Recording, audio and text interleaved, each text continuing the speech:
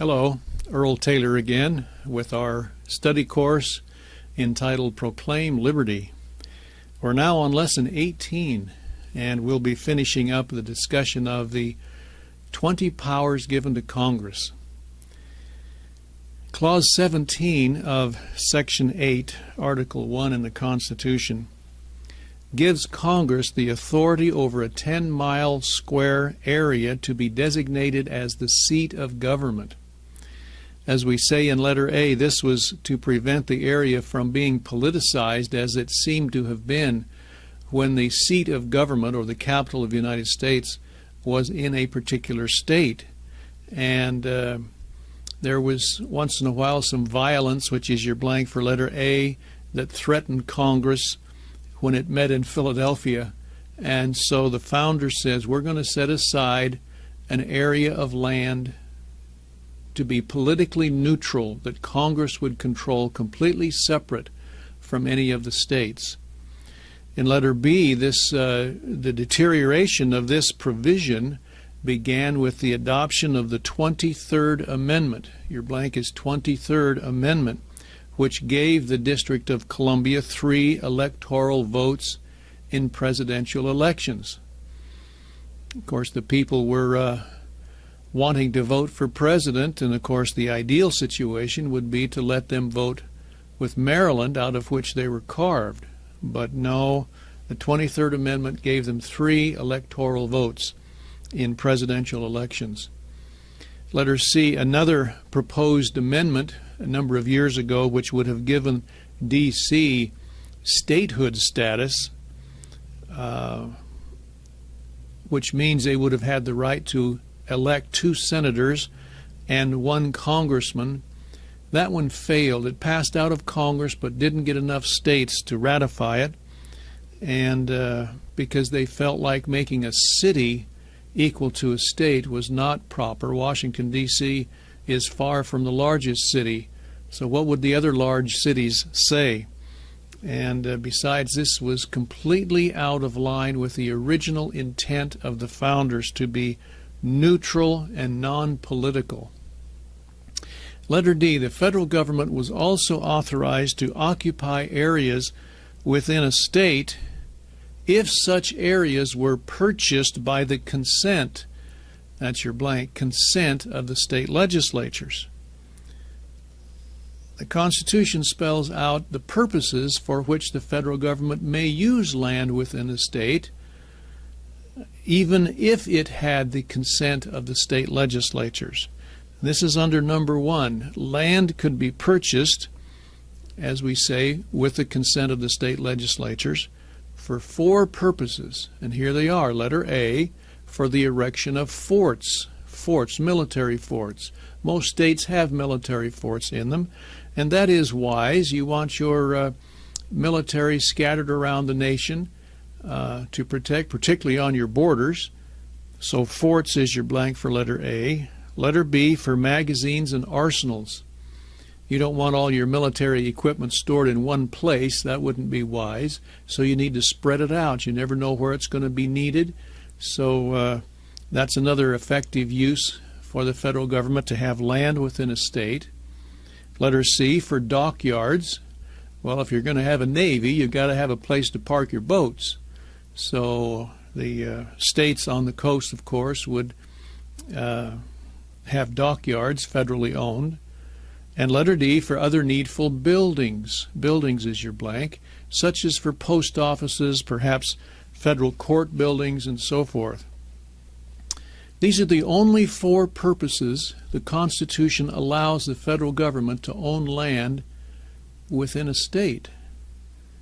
And you have to ask yourself the question, what is the constitutional allowance for national parks, national forests, wilderness areas, wildlife refuge areas, riparian areas, and a number of other designations now? And you must say, constitutionally, there is no authority. And we have some serious issues with that nowadays. Number 2, on the next page, the first state admitted to the Union was Ohio in 1803. Instead of giving all of the land to the state, the federal government sold the land to help pay off the national debt. This was done in a number of states, and so the land was thereby privatized and immediately went on the tax rolls of the state. This procedure, as I said, was followed for most of the states east of the Mississippi and the new states created from the Louisiana Purchase. Number 3, however, these provisions were completely ignored when the western states were admitted to the Union. The federal government unconstitutionally withheld vast sections of these states. And you can see by the map on this page what we're talking about. The western states were treated completely differently than the eastern states. If you look at those states, it's amazing how much the federal government owns or controls in these states. My state, for example, Arizona, the figure there given is 75%. I know a little bit about federal land holdings in Arizona. This includes Indian reservations also. But that only leaves 25% of my state, for example, to be held by the state government or in private hands. The last figure that I heard, in my state of Arizona, only 17% of all the land in Arizona is on the tax-paying rolls, privately deeded property, 17%. Now, my state faces revenue and budget situations, as most states do. What's the answer to increasing revenue to the state? I'll tell you what the answer is. You do what the founders said. You extremely limit the right of the government to own land, turn it over to the private sector, let them develop it, let them hold it, let them do what they want to with it, but put it on the taxpayer rolls of the state. That would increase revenues amazing. I hope you see, folks, that the founders really had answers to nearly every problem we have in America today. I might also add, there have been a number of studies done on federal lands, or lands which now are in federal hands, studies concerning cleanliness, forest fires, accessibility to the people, revenue generated from, and so forth. And in nearly every one of those studies, the federal government in its land policies comes out the very least much better control, much cleaner, much more money generated when the state owns it, and particularly when they're held in private hands. So the federal control of all this land is really the worst situation. Those of us who live out west and experience forest fires now, because these forests are just not kept up. And nature will clean itself out every once in a while if man doesn't. So we've got issues there. But the Constitution has the answers. Now let's go to Clause 18, which is the last clause in Section 8. In order to carry out these duties that we've listed in Section 8, it was necessary for the founders and for the people to give Congress the right to pass laws in these certain areas. This is what we call the necessary and proper clause. Those are your blanks, necessary and proper. This has also been dubbed the elastic clause, because this clause has sometimes been used to stretch federal power into areas that it doesn't have any constitutional authority to be in. And it's interesting, the founders were very specific that this necessary and proper clause in the Constitution does not give Congress additional power. I want you to go down to the quote there on the bottom of that page. Mr. Nicholas, he says, the Constitution had enumerated all the powers which the general government should have, but did not say how they were to be exercised. It therefore, in this clause, tells how they should be exercised. Does this give any new power? I say not. This clause only enables them to carry into execution the powers given to them, but gives them no additional power. Isn't that interesting? Many times I have asked people, well, what justification is there for the government to do this or that and this or that? And one of the clauses that they always go to, one of several that they go to, is the necessary and proper clause, the elastic clause. It's just kind of a convenient place for them to put new power. But here the founders are saying, no, this does not give new power. Let's keep reading. Look at Madison. This clause only extended to the enumerated powers, in other words, those already spelled out in Section 8. Should Congress attempt to extend it to any power not enumerated, it would not be warranted by the clause. Look at the quote there from Mr. McLean. The powers of Congress are limited and enumerated. We say we have given them those powers, but we do not say we have given them more. We retain all those rights which we have not given away to the general government. If they can assume powers not enumerated, there was no occasion for enumerating any powers. Do you see the logic there? If you're going to spell out the 20 powers given to Congress, and then at the end say, oh, and by the way, they can do anything else they want to do, see, that's not logical. That doesn't even make sense. Why then enumerate the powers to begin with? That's what he's saying. If we had all power before and give away but a part, we still retain the rest. It is as plain a thing as possibly can be that Congress can have no power but what we expressly give them. There is an express clause which, however, disingenuously, it has been perverted from its true meaning, clearly demonstrates that they are confined to those powers which are given them. This clause enables them to make laws to carry into execution all the powers vested by this Constitution. Do we understand that? This necessary and proper clause only says they can make laws in these general areas. Perhaps we should give an example. One of the 20 powers that we've already enumerated is the power to raise a navy. Well, with technology and over time, with advances and so forth, submarines are developed. So the Navy wants to buy submarines. And someone could possibly come along and say, well, wait a minute, the Constitution doesn't say you can buy submarines. Do you see why you need this necessary and proper clause? It actually gives life to the powers already granted to Congress so that they can do them. They can pass laws implementing these powers. Let's continue here. Consequently, they can make no laws to execute any other power. This clause gives no new power, but declares that those already given are to be executed by proper laws. And then Mr. Madison, if it be asked what is to be the consequence in case the Congress shall misconstrue this part of the Constitution and exercise powers not warranted by its true means, I answer the same as if they should misconstrue or enlarge any other power vested in them, as if the general power had been reduced to particulars, and any one of them were to be violated.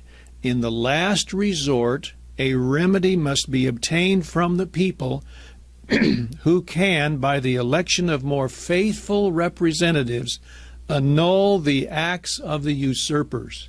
Do you see the answer there? We need to elect people who understand the Constitution. These candidates for office will be ever ready to mark the innovation, to sound the alarm to the people, and to exert their local influence in effecting a change of federal representatives. That's powerful doctrine, isn't it? If people don't understand what we've put in the Constitution, then we need to change them. That's what Madison is saying. Now, it should be noted that the powers delegated by the people in Section 8 are great general powers granted to Congress for lawmaking for the entire nation. In other words, these 20 powers, of course, Congress will have to make laws in these areas. Now, throughout the Constitution, there are more specific powers given to Congress, which mostly are meant to be used as checks and balances on the other branches. For example, number one, the power to override a veto of the president. See, there's no lawmaking in there. That's just a power given to Congress to check the executive branch. Number two, the power to give advice and consent to presidential appointments. These are not areas of general lawmaking as the 20 powers are. The power to ratify treaties, the power to limit the kinds of cases appealed to the Supreme Court. So these are additional powers, but they're not real lawmaking areas of power. Do you see the difference there? Okay. Now we come to Section 9. Having enumerated the 20 powers and discussed them somewhat, Article 1, Section 9 is important because the delegates to the convention represented the interests of the states, and so they undertook to restrict Congress in certain ways. Most of these ways added restrictions on the use of the powers granted in Section 8. This had never been done before. Isn't this interesting? Where you give the general government, the national government, certain powers and then turn right around and say, but in the exercise of those powers you can't do this or this or this or this. That's what Section 9 is.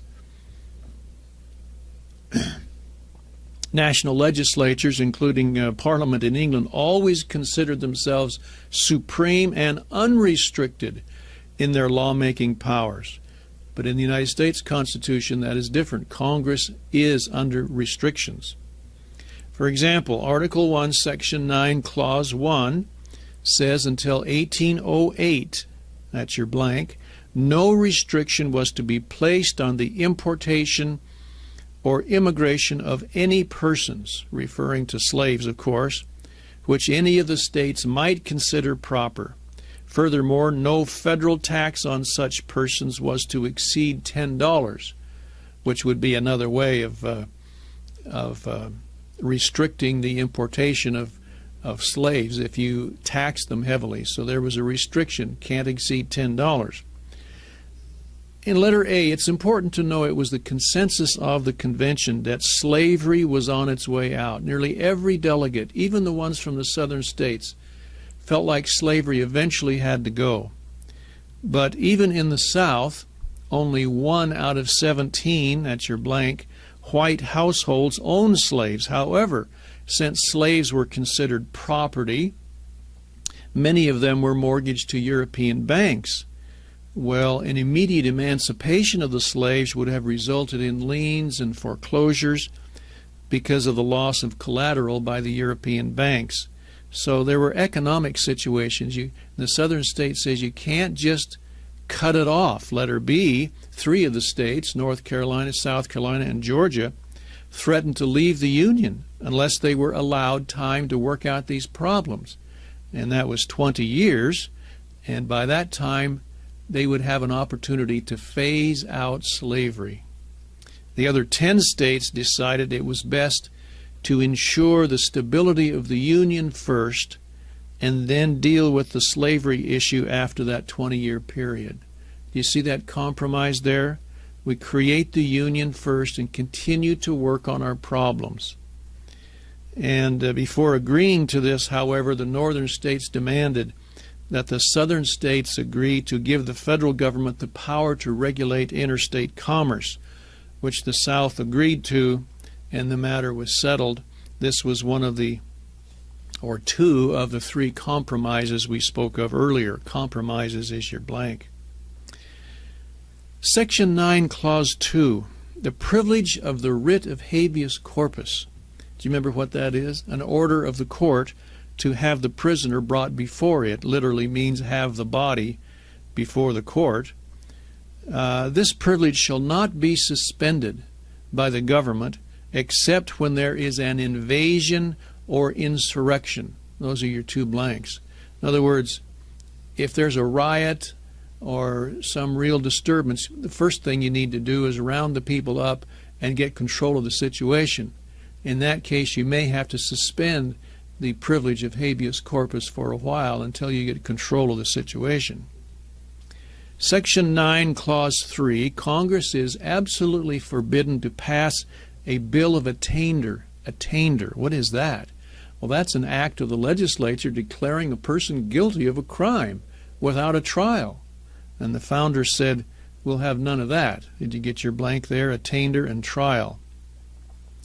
And Congress was also forbidden to pass any ex post facto law which makes an act a crime after it has occurred, or makes the offense more serious, or the penalty more severe, or deprives the individual of some protection which he previously had.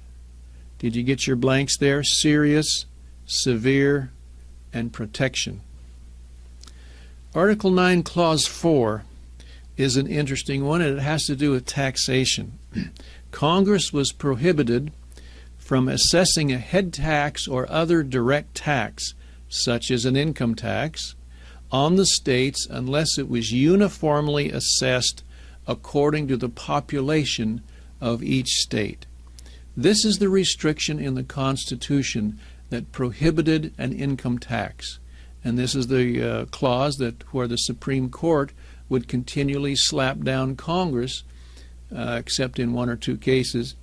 But eventually they got back to this original definition and said, no, you cannot pass an income tax because that is a direct tax, and that's forbidden by Article 1, Section 9, Clause 4. And of course this was the restriction that made the 16th Amendment necessary in order to have an income tax. I want to read you these quotes here, these two quotes from Mr. Corbin and Mr. Madison about taxes and how the founders felt. Listen to Mr. Corbin. He says, "The public money is to be collected by mild and gentle means, by a peaceable and friendly application to the individuals of the community." In other words, the founders didn't want harsh taxes forced on the people. And that's what a direct tax is. It's a tax directly on a person or his property. A sales tax, for example, is an indirect tax. It's a little more discretionary. It's what Mr. Corbin would call mild and gentle means. Sales tax. And that's what the founders favored. They did not favor direct taxes on the people. Look at Mr. Madison. His quote, "Direct taxes will only be recurred to for great purposes." In other words, just occasionally, if you have to, for example, in an emergency, if you have to go to the people directly, but not generally. He says, "As our imports will be necessary for the expenses of government and other common exigencies, how are we to carry on the means of defense? How is it possible a war could be supported without money or credit?" Do you see what he's saying there? In the normal operation of government, taxes on imports, called tariffs, would support the government in its proper functions. Isn't that interesting? That's all the government would need, is tariffs on imports to carry out its constitutional duties. But if you had an emergency, then you would have to go maybe directly to the people. Because, for example, in wartime, you wouldn't have many imports on which to charge tariffs. And of course, in war, you need more money. So if you have to turn to the people, Article 1, Section 9, Clause 4 up above says it must be by the population, in other words, by the census, by the numbers of people, not based on income or inheritance or anything like that as a direct tax. It must be on people. In other words, counting heads. That's the proper way to assess an emergency direct tax if you need to. That's a great clause and explains the thinking of the founders on the subject of taxes. Now, Clause 5, Congress is forbidden to put a tax or duty on any articles being exported from any state. Clause 6, Congress was forbidden to give preference to one port over another, or require the vessels of one state to enter or pay duties in the port of another state. You see, it wouldn't be fair to for Congress to say all of the goods coming into the United States from the Pacific must go through Los Angeles, or from the Atlantic must go through New York. So that wouldn't be fair to the other states and the other ports. So this was a restriction on Congress in their regulation of foreign commerce. Now, Clause 7, no money shall be drawn from the Treasury unless Congress has authorized it by an appropriation, and a record of all receipts and expenditures shall be maintained and published. Congress has actually developed a few ways to get around that provision, but now we go to Article 1, Section 9, Clause 8. No titles of nobility were to be granted to anyone in the United States, and no one holding a public office was to accept any gift, title, or present from a foreign power without the consent of Congress. Now, Section 10 of Article 1, the founders wanted to make it clear that the states were also under certain constitutional restrictions. And there were two types. Number one, things that the states were absolutely forbidden to do. And number two, things that the states were forbidden to do unless Congress consents. So let's take the first one. Clause 1 says, here are the things that the states absolutely were forbidden to do and took upon themselves to refrain from doing originally. Letter A, enter into any treaty, alliance, or confederation. This, of course, was the crux of the Civil War, when states began entering into confederations and alliances with other states. Letter B, states were forbidden to grant letters of marque and reprisal. You remember what those were, authorizing private citizens to make war on enemy ships. States were forbidden to coin money. Letter C is coin money. Letter D, states were forbidden to emit bills of credit. What's a bill of credit? This is paper money. We've discussed this a little before, but I want to show you here in a couple of quotes from the founders some of their additional feelings about this. Look at Mr. Madison's quote. He says, if the notes of state banks, whether chartered or unchartered, be made a legal tender, they are prohibited. Legal tender, as you remember, is saying that something is actually money. For example, paper money is actually money and must be accepted for all debts, public and private. That's legal tender. And he says, if notes are made legal tender, they are prohibited. In other words, no paper money can be legal tender. If not made a legal tender, they do not fall within the prohibition clause. In other words, somebody can give a note to somebody, and if that person accepts it as something of value or money, then so be it. But it's not legal tender. It's not required to be. Do you see that? Look at Mr. Sherman. Thought this a favorable crisis for crushing paper money.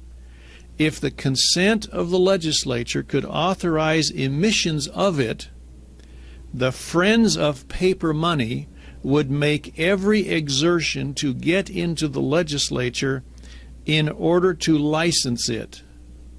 How do you like that? In order to license it. What does that mean? Licensing paper money? That's making it legal tender. That's declaring this is legal tender. By law, this has to be accepted for all debts, public and private. And as you may recall, our Federal Reserve notes today have that right on it. And the founders said, no, we don't want anything like that happening. So we want to crush, as it said, this whole opportunity for paper money. Kind of interesting, isn't it? Now look at letter E. This is an interesting clause. The states were forbidden to use anything but gold and silver, those are your blanks, to pay debts. How do you like that? Do you think your state uses gold and silver to pay her debts? No. Couldn't if she wanted to, because of our monetary situation and the Federal Reserve policies and so forth. But that's still a constitutional requirement. There's been no amendment to change this. This, by the way, proves that the gold standard was to be used by the entire nation, including the states. Letter F. Congress was prohibited from passing any bill of attainder. Letter G, or passing any ex post facto law. Letter H, Congress was, I should say the states are prohibited. The states were prohibited to pass any law impairing contracts. This is interesting because the violation of existing contracts by both states and the federal government is more commonplace than might be supposed. We've seen a little bit of that recently. Here are some examples which violate the ex post facto clause as well as the impairing of contracts clause. Number one, suspending payments on mortgages or debts during a depression. You've heard of this recently, haven't you, where the Congress or the government would pass some law or declare through administrative procedure or executive orders that payments on mortgages don't have to be made or can be delayed and so forth. Number two, compelling creditors to take paper money in payments for debts in spite of contracts specifically providing that payments must be in gold and silver. See, that's an impairment of a contract specifically forbidden in the Constitution. Number three, imposing an embargo on foreclosures against homes or farms during a depression. Well, look at Mr. Randolph here, Governor Randolph, about private contracts. He says, it must be promotive of virtue and justice and preventive of injustice and fraud. If we take a review of the calamities which have befallen our reputation as a people, we shall find they have been produced by frequent interferences of the state legislatures with private contracts. How do you like that? The founders were so definite in, if you have a legal contract with somebody, no government, state or federal, should be able to interfere with it. Well, we have an issue with that today, don't we? Letter I, no state can grant any title of nobility. Those are your blanks. Now, Clause 2 and 3 of Section 10 say here is what the states cannot do unless they get permission of Congress. These are prohibitions on the states unless Congress agrees to it. Letter A, states cannot impose duties on imports or exports except to cover the cost of making inspections. If there is any profit, it goes to the U.S. Treasury. Treasury is your blank. States cannot lay duty on tonnage coming into a port, cannot maintain troops or ships of war in time of peace, enter into any agreement or compact with another state. This is interesting because sometimes states should make agreements or want to make agreements with neighboring states, but they must have the approval of Congress. Now, we've put in here this little question. Can you think of solutions to challenges and problems which could be solved by the states without creating huge agencies at the federal level? I just want to give you an example, because most people would say that the federal government has the authority to build interstate highways. And as we've reviewed this, have you found that in Article 1, Section 8? No, there's no authority. So let me tell you how I think the founders would have proposed it. If we want to have an interstate highway system, the word would go out to the states. You develop what you feel like you would like to have in your state with reference to interstate highways going through your state and so forth. And be sure and talk to your neighboring states so that when a road comes to your border with them, they will meet you. It's not up here or down here. They will meet you like this. In other words, every state develops what they would like, perhaps with a suggested specifications and so forth. And then once all the states have done that, then they go to Congress for approval. And Congress gives their approval, and the states build and maintain their interstate highways. Do you notice how this could be done, folks? Much less expensive and without any huge Department of Transportation in the executive department of the federal government soaking up huge amounts of money. This is what we want in our federal government, to have more and more local control. It's what the founders wanted. I'll give you another example. Out west here we have the Colorado River. The watershed of the Colorado River is generally Wyoming, Colorado, and Utah. It's where the water falls. It comes into the Colorado River. What if those three states would somehow say and band together and say, well, we want to keep our water, if they could. We want to keep our water. Who would be injured by that kind of an agreement, interstate agreement? You would have Nevada, Arizona, and California being injured by not having that water come down. And so if those states wanted to make that agreement, it would have to be approved by Congress. And who's in Congress? Nevada, Arizona, and California. Do you see that? In other words, these issues can be done by the states, but they must have the approval of Congress because everybody must agree. And I personally think a lot of issues that are now on the federal level could be resolved this way by the states.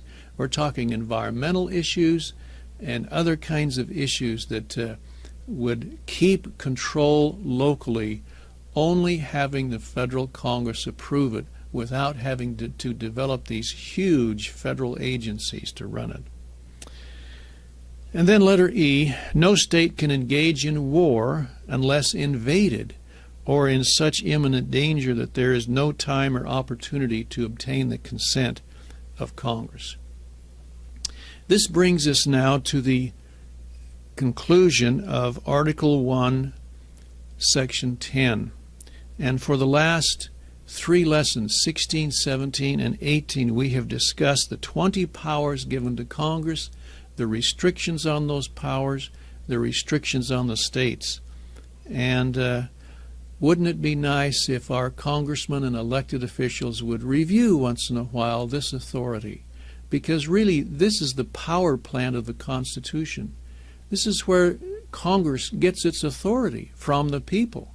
And if a bill is presented to Congress, one of the first things a congressman should do is read Article 1, Section 8 to see if he has authority to deal with that issue. It doesn't matter what the issue is. Could be a good issue, could be a bad issue, whatever. But if they don't have the authority to deal with it, the answer should be no, no authority, next issue, please. See how simple that would be? That's the founders' issue and the founders' formula for freedom. Thank you very much.